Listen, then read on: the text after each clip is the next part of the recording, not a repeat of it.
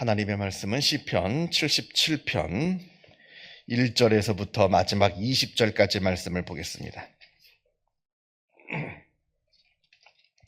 77편 1절에서부터 20절까지 말씀.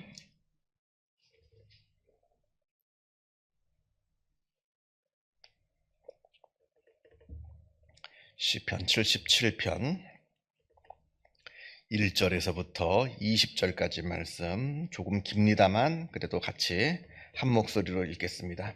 내가 내 음성으로 하나님께 부르짖으리니 내 음성으로 하나님께 부르짖으면 내게 귀를 기울이시리로다.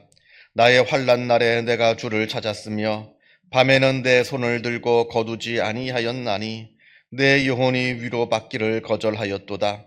내가 하나님을 기억하고 불안하여 근심하니 내 심령이 상하도다. 주께서 내가 눈을 붙이지 못하게 하시니 내가 괴로워 말할 수 없나이다. 내가 옛날 곧 지나간 세월을 생각하여 싸우니 밤에 부른 노래를 내가 기억하여 내 심령으로 내가 내 마음으로 간구하기를 주께서 영원히 버리실까? 다시는 은혜를 베풀지 아니하실까? 그의 인자하심은 영원히 끝났는가? 그의 약속하심도 영구히 패하였는가? 하나님이 그가 베푸실 은혜를 잊으셨는가? 노하심으로 그가 베푸실 은혜를 그치셨는가 하였나이다. 또 내가 말하기를 이는 나의 잘못이라. 지존자의 오른손에 해 곧 여호와의 일들을 기억하며 주께서 옛적에 행하신 기이한 일을 기억하리이다. 또 주의 모든 일을 작은 소리로 읊조리며 주의 행사를 낮은 소리로 되뇌이리이다. 하나님이여 주의 도는 극히 거룩하시오니 하나님과 같이 위대하신 이가 누구오니이까? 주는 기이한 일을 행하신 하나님이시라. 민족들 중에 주의 능력을 알리시고 주의 팔로 주의 백성 곧 야곱과 요셉의 자손을 속량하셨나이다. 하나님이여 물들이 주를 보았나이다. 물들이 주를 보고 두려워하며 깊음도 진동하였고 구름이 물을 쏟고 궁창이 소리를 내며 주의 화살도 날아갔나이다. 회오리 바람 중에 주의 우레소리가 있으며 번개가 세계를 비추며 땅이 흔들리고 움직였나이다. 주의 길이 바다에 있었고 주의 곧은 길이 큰 물에 있었으나 주의 발자취를 알 수 없었나이다. 주의 백성을 양떼같이 모세와 아론의 손으로 인도하셨나이다. 아멘. 오늘의 시도 아삽의 시이고요. 그리고 표제를 보면 여두둔의 법칙에 따라 부르는 노래 이렇게 되어 있습니다. 근데 여두둔은 무슨 뜻인지 모릅니다. 이건 뭐 학자들도 알지 못하는 밝혀지지 못한 내용인데 뭐 어떤 음악의 곡조인지 아니면 뭐 어떤 다른 뭐 법칙이 있는지 진짜 뭐 시의 법칙인지 뭐 그건 모릅니다. 그러나 그걸 모르기 때문에 그냥 우리나라 이 성경을 번역할 때도 그냥 여두둔 이렇게 그 히브리 원어를 음역해서 이렇게 번역을 한 것을 보게 됩니다. 자, 오늘 시를 내용상으로 학자들은 분류하기를 1절부터 9절까지는 자기의 어려움을 하나님께 토로하고 탄식하는 탄식시라 이렇게 보고요. 그러나 10절부터 마지막 20절까지는 하나님을 찬양하는 찬양시로, 하나님을 찬양하는 찬양시로 이렇게 분석을 합니다. 우리가 지금까지 시편을 쭉 봐서 뭐 잘 아시겠습니다만 시편에서 탄식과 찬양이라고 하는 것은 서로 연결되어 있습니다. 탄식시를 보게 되면 자기의 어려움을 쭉 하나님께 탄식하다가도 맨 마지막에는 하나님을 찬양하면서 그 시가 끝이 납니다. 또 찬양시도 보게 되면 아무 어려움 없는 아주 뭐 무사태평, 아주 뭐 무사안일, 뭐 아무 문제 없는 평탄대로를 달릴 때 그때 지은 시들이 아니라 그 찬양시의 그 이면에는 엄청난 고난의 여러 많은 일들이 숨어 있다라고 하는 것을 우리가 잘 알고 있습니다. 그래서 탄식시와 찬양의 시는 같은 겁니다. 그리고 탄식과 찬양이라고 하는 것은 서로 연결되어 있습니다. 이건 우리의 삶 속에서도 마찬가지예요. 우리가 세상을 살아가면서 만나게 되는 여러 많은 일들로 우리의 삶을 하나님께 토로하고 탄식하면서 기도합니다만, 그러나 우리가 주의해야 할 것은 탄식으로만 끝이 나면 오히려 우리가 무너질 수가 있습니다. 원망이 될 수가 있어요. 불평이 될 수가 있습니다. 내 딴에는 기도한다고 탄식만 하고 이렇게 하나님께 내 어려움을 토로하는 것만으로 끝나면 오히려 내 탄식 기도 때문에 내가 무너질 수가 있다는 거예요. 반드시 기도는 찬양으로 끝이 나는 게 좋습니다. 내가 하나님께 괴로운 일을 막 고백하고 하나님 도와주십시오, 죽겠습니다, 살려주십시오, 막 별소리를 다 하고 기도한다 할지라도 마지막에는 하나님께 감사하고 하나님을 찬양하고 끝이 나야 그게 나에게 힘이 되는 겁니다. 이게 굉장히 중요한 것이고요. 그래서 그래야 우리가 소망을 붙들 수가 있는 겁니다. 탄식하면서 기도하다가도 하나님께 찬양하면서 끝이 나야 그래야 끝까지 우리가 소망을 붙들고 하나님께 절망하지 않으면서 내 스스로 절망하지 않으면서 끝까지 우리가 믿음을 붙잡고 기도할 수가 있는 좋은 믿음의 방법이라 하는 겁니다. 그래서 탄식은 반드시 찬양으로 끝이 나야 한다 하는 겁니다. 자, 오늘 이제 1절부터 3절까지 말씀을 보게 되면 하나님에 대한 간절한 기도가 나옵니다. 1절에는 하나님께 부르짖는다 이렇게 되어 있고요. 2절에는 밤에도 기도의 손을 거두지 않았다고 합니다. 그냥 밤에도 계속해서 기도하는 겁니다. 3절에는 내가 기도하면서 불안해하고 근심하여서 내 심령이 상하였다 이렇게 고백합니다. 아주 절박한 상황이 있었던 것 같아요. 아주 위급한, 아주 위태로운 상황에 처해 있고 그것 때문에 아주 절박한 마음으로 지금 하나님께 기도하고 있는 모습을 우리가 보게 됩니다. 그 괴로움이 얼마나 컸는지 4절을 보게 되면 밤에 잠을 이룰 수가 없었다 합니다. 눈을 붙일 수가 없어요. 여러분들도 다 경험해 보셨을 겁니다. 그죠? 괴로운 일이 있으면 잠이 안 옵니다. 자꾸 그게 생각이 나고요. 마음속으로는 걱정하지 말아야지, 다 잘 될 거야, 일단 잠을 자자, 그 어려운 일을 생각하지 않으려고 하는데 자꾸 생각이 납니다. 왜냐하면 내 마음은 내 마음대로 되는 게 아니거든요. 그러니까 자꾸 그 어려운 일이 생각이 나서 밤에도 잠을 이루지 못하고 자꾸 근심 가운데 있는데, 지금 오늘 시편 아삽이 지금 자기가 지금 그러하다, 지금 이렇게 이야기를 하고 있습니다. 7절로 이제 넘어가서 7절부터 이제 9절까지 말씀을 보게 되면 이 시편 기자의 걱정이 아주 잘 드러나 있는데요. 7절을 보면 주께서 나를 영원히 버리시면 어쩌나 지금 걱정하고 있습니다. 나에게 더 이상 은혜를 베풀지 아니하시면 어쩌나 지금 걱정하고 있고요. 혹시 하나님의 인자와 사랑이 다 끝났으면, 하나님께서 나에게 베풀어 주시는 그 은혜와 복이 다 끝나버렸으면 어쩌나 하는 그 걱정 가운데 있습니다. 하나님께서 그 약속을 다 폐하여 버리셨으면 어쩌나, 하나님께서 나와 언약을 다 폐하시고 나를 떠나가셨으면 어쩌나, 하나님께서 나에게 베푸실 은혜를 까먹어 버리셨으면 어쩌나, 지금 별 생각이 다 나는 겁니다. 혹시 내가 무슨 잘못을 하였나 하나님 앞에, 그래서 하나님께서 나를 떠나셔서 나에게 은혜를 베풀어 주시지 않는 것은 아닌가, 그래서 하나님께서 노하셔서 나에게 베푸실 은혜를 다 그치셨는가, 별별 생각이 다 납니다. 별 5만 가지 생각이 다 나면서 걱정을 하면서 지금 이게 어떻게 잘못되는 건 아닌가, 하나님께서 나를 버리셨는가, 왜 하나님께서 나를 돌봐주시지 않는가, 왜 내 기도를 들어주시지 않는가, 아주 복잡한 생각으로 잠을 이룰 수가 없습니다. 이렇게 탄식하면서 하나님께 기도하다가 이 시편 기자가 또 위대한 것은 다시 마음을 잡고 하나님께 찬양을 하기 시작합니다. 11절 말씀을 보게 되면 곧 여호와의 일들을 기억하며 주께서 옛적에 행하신 기이한 일을 기억하시리이다. 지금 당장은 하나님께서 나에게 내 기도 제목을 들어주시지는 않습니다만 곧 하나님께서 과거에 나에게 베풀어 주신 그 놀라우신 은혜를 동일하게 베풀어 주실 것이다. 곧 여호와의 일들을 기억하여, 하나님께서 예전 일을 기억하며 주께서 옛적에 행하신 기이한 일들을 나에게 베풀어 주실 것이다. 이렇게 고백을 합니다. 찬양하는 거죠.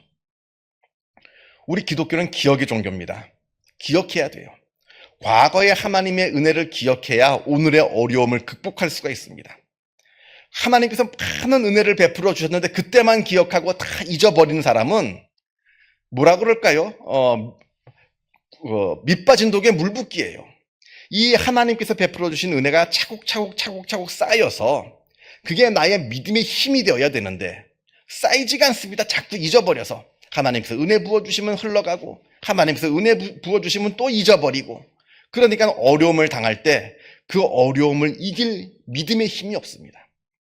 자꾸 쌓아놔야 돼요. 기억하면서 자꾸 그 하나님의 놀라우신 은혜, 하나님의 그 놀라우신 기이한 경험들을 다 이렇게 쌓아놔야 되는 겁니다. 기억하면서. 그래야 우리가 현실에서 당하고 있는 여러 어려운 일들을 극복할 수 있는 힘을 얻게 되는 겁니다. 그래서 지금 시편 기자도 과거의 일을 지금 회상하면서 기억하고 있는 겁니다. 그러니까 12절, 또 주의 모든 일을 작은 소리로 읊조리며 주의 행사를 낮은 소리로 되뇌이리이다 이렇게 고백합니다. 과거의 하나님의 기이한 그 놀라우신 은혜들을 기억하니까 오늘 찬양할 수가 있는 겁니다. 비록 작은 소리라도. 오늘 이 찬양은 지금 현재의 나의 일이 다 해결되었기 때문에 부르는 찬양이 아닙니다. 오늘 지금 나의 현실은 어려움 가운데 있습니다. 그러나 과거의 일을 기억하니까 과거에 나와 함께 해주신 하나님께서 오늘도 함께 해주실 것이라 하는 것을 믿기 때문에 부를 수 있는 찬양이라는 겁니다. 자, 16절로 넘어갑니다. 하나님이여 물들이 주를 보았나이다. 물들이 주를 보고 두려워하며 깊음도 진동하였고 17절 구름이 물을 쏟고 궁창이 소리를 내며 주의 화살도 날아갔나이다 이렇게 되어 있는데 우리가 성경을 볼 때 물에 대한 이야기가 많이 나오는데 예를 들면 이제 하나님께서 하늘로부터 내려주시는 단비, 그 비 그리고 이제 땅에서 샘솟는 샘물 이건 생명을 상징하고요. 반면에 아주 큰 물, 바다나 호수나 큰 강 같은 큰 물은 죽음을 상징합니다. 같은 물인데도 바다나 큰 강이나 큰 호수는 죽음을 상징하고 그리고 샘솟는 물이나 하늘에서 내려오는 단비는 생명을 상징합니다. 그러니까 16절하고 17절에는 보면 하나님이여 물들이 주를 보았나이다. 물들이 주를 보고 두려워하고 깊음도 진동하였고 큰 물을 말합니다. 이 큰 물, 죽음을 상징하는 이 사탄의 세력, 어둠의 세력이 하나님을 보고 두려워하는 모습을 이야기하고 있고요. 그러니까 하나님이 죽음을 이기신, 사탄의 세력을 이기신, 악의 세력을 이기신 그 모습을 이야기하고 있고요. 17절 구름이 물을 쏟고 궁창이 소리를 내서 마치 비가 화살이 내리듯이 내려오는 것은 생명을 상징합니다. 그러니까 하나님께서 죽음을 이기시고 우리에게 생명을 주신다는 겁니다. 지금 이 이야기를 하고 있어요. 하나님께서는 나를 괴롭히고 나를 무너뜨리려고 하고 있는 그 모든 악한 세력에서 나를 지켜주시고 악을 물리치시고 악을 멸하심으로 말미암아 그런 반면에 하늘로부터 단비를 내려주셔서 나의 영혼을 촉촉히 적셔주시고 나의 삶을 지켜주시는 생명을 베풀어 주십니다. 이렇게 하나님을 찬양하고 있는 겁니다. 18절로 넘어갑니다. 18절에서부터 20절까지에도 동일하게 우리를 지켜주시는 하나님을 노래하고 있는데 18절에서부터 이제 20절까지 말씀을 보게 되면 회오리 바람, 우레소리, 번개 이 모든 것들은 다 하나님의 위엄을 상징합니다. 하나님께서 크신 위엄으로 우리를 지키신다는 겁니다. 19절에 주의 길이 바다에 있었다라고 하는 것은 하나님께서 바다를 가르셨다는 거예요. 홍해 사건을 말하죠. 하나님께서 바다를 가르셨다. 이 홍해 사건은 역사적으로도 사실일 뿐입니다만 그뿐만 아니라 역사적으로 사실이고 더 나아가서 거기에는 굉장한 신학적인 의미가 있는 겁니다. 하나님께서 홍해를 가르셔서 이스라엘 백성들을 빠져나가게 하셨을 뿐만 아니라 홍해를 가르셨다는 것은 앞에 나온 것처럼 사탄의 세력을 하나님께서 멸하시고 이기셨다는 것을 의미합니다. 그러니까 실제적으로 홍해가 갈라졌고 그 홍해가 갈라진 사건은 하나님께서 악의 세력을 이기신 그 놀라운 신앙적인 의미가 들어있는 겁니다. 그래서 주의 길이 바다에 있었다. 바다에 길이 났다는 거예요. 바다가 갈라졌다는 이야기입니다. 홍해 사건을 이야기하는 겁니다. 그렇게 놀라운 은혜로 하나님께서 우리를 지켜주시고 인도해 주셨다는 겁니다. 과거에. 그러면서 20절 주의 백성을 양떼같이 모세와 아론의 손으로 인도하셨나이다. 하나님께서 과거에 우리를 지켜주시고 인도하여 주셔서 출애굽을 하게 하시고 광야 40년을 살게 하시고 가나안 땅에 들어가게 하시고 그 많은 기적이 없다는 거예요. 그 많은 기적이. 그거보다 더 큰 기적은 없습니다. 그렇게 하나님의 놀라우신 기적과 은혜로 우리를 지켜주셨으니 지금 내가 당하고 있는 그 모든 어려운 일들은 아무것도 아니라는 거예요. 하나님께서 도와주시면. 그래서 과거에 나를 지켜주셨던, 우리를 지켜주셨던 하나님께서 지금 나도 지켜주옵소서. 아직 이 문제가, 지금 나의 문제가 해결되지는 않았습니다. 현실은 아직 고난이에요. 현실은 아직 환난 가운데 있습니다. 현실은 아직 어려움 가운데 있습니다. 그러나 과거를 되돌아보고 과거에 나를 지켜주시고 나를 인도해 주셨던 하나님을 기억하니까 오늘의 어려움을 이길 수 있는 힘을 얻게 되는 겁니다. 우리가 하나님을 잘 믿어도 우리가 어려움을 만납니다. 어떤 사람들은 하나님 믿으면 어려움이 없는 줄 압니다만 그건 굉장한 오해예요. 하나님을 잘 믿어도 우리는 어려움 가운데 살아갑니다. 왜냐하면 세상은 고해거든요. 고통의 바다입니다. 고해라는 표현만 없을 뿐이지 성경도 동일하게 이야기합니다. 세상은 고해예요. 우리가 그 가운데 살아갑니다. 그러나 세상 사람들은 이 고해 가운데 스스로 절망하고 스스로 낙담하고 그래서 절망하며 좌절하며 살아갑니다만 우리는 하나님을 바라봅니다. 지난 과거를 되돌아보면 우리가 똑같은, 아니 그보다 더 큰 어려움 가운데서도 하나님께서 지켜주셔서 오늘 여기까지 우리가 살아왔거든요. 그러면 과거의 나를 지켜주신 하나님께서 오늘도 지켜주시는 것이고 앞으로도 지켜주시는 겁니다. 과거를 바라보니까 오늘의 어려움이 아무것도 아닌 것이 되는 겁니다. 그래서 우리가 어려움을 이기는 힘은 그저 하나님 나 죽겠습니다, 나 달려주세요 하는 탄식도 물론 탄식하는 기도도 중요합니다만, 물론 기도해야죠. 그 기도도 중요합니다만 반드시 지난 과거에 역사해 주신 하나님의 그 놀라우신 은혜를 기억하여서 하나님을 찬양할 때 우리는 오늘의 어려움을 이길 수 있는 아주 큰 힘을 얻게 된다 하는 겁니다. 그래서 이 찬양의 힘, 이 찬양의 놀라운 능력을 기억하시는 주님의 귀한 백성들이 다 되시기를 바랍니다. 기도하겠습니다.